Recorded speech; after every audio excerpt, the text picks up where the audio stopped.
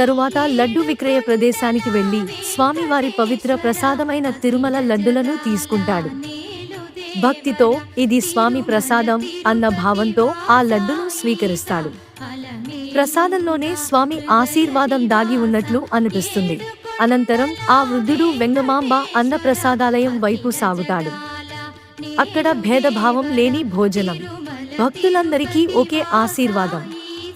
పంక్తిలో కూర్చుని స్వామి నామస్మరణ చేస్తూ కడుపారా అన్న ప్రసాదాన్ని ఆరగిస్తాడు. ఆ భోజనంలో ఆహారం మాత్రమే కాదు, స్వామి అనుగ్రహం కూడా ఉంటుందన్న భావన అతని ముఖంలో తృప్తిగా కనిపిస్తుంది.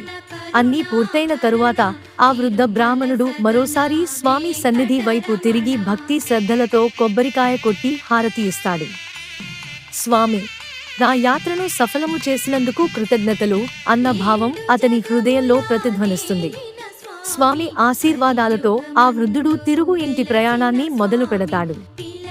మనసంతా తృప్తి, ముఖమంతా ప్రశాంతత. మార్గమధ్యంలో తనకు సహాయం చేసిన జంతువులను చూసి ఆ వృద్ధ బ్రాహ్మణుడు ఆగిపోతాడు. అపార ప్రేమతో స్వామివారి పవిత్ర లడ్డు ప్రసాదాన్ని ఆ జంతువులకు పంచిపెడతాడు. భక్తికి కరుణ కలిసినప్పుడు దైవం మరింత దగ్గరవుతుందన్నట్లుగా ఆ క్షణం నిలుస్తుంది. ఎట్టకేలకు స్వామి కృపతో, ప్రసాదంతో, తృప్తితో ఆ వృద్ధ బ్రాహ్మణుడు తన ఇంటికి చేరుకుంటాడు. ఈ యాత్రతో అతని జీవితం మాత్రమే కాదు, అతని ఆత్మ కూడా ధన్యమవుతుంది. తిరుమల నుండి తెచ్చిన శ్రీస్వామి వారి పవిత్ర లడ్డు ప్రసాదాన్ని ఆ వృద్ధ బ్రాహ్మణుడు భక్తితో తన భార్యకు సమర్పిస్తాడు. ఆ లడ్డును చేతిలో తీసుకున్న ఆమె కళ్లలో ఆనందం, కృతజ్ఞత, భక్తి ఒకేసారి మెరుస్తాయి.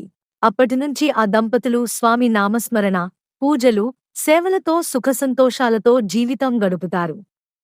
ప్రతిరోజూ గోవింద గోవింద అన్న నామం ఆ ఇంటిని దైవ సన్నిధిగా మార్చుతుంది.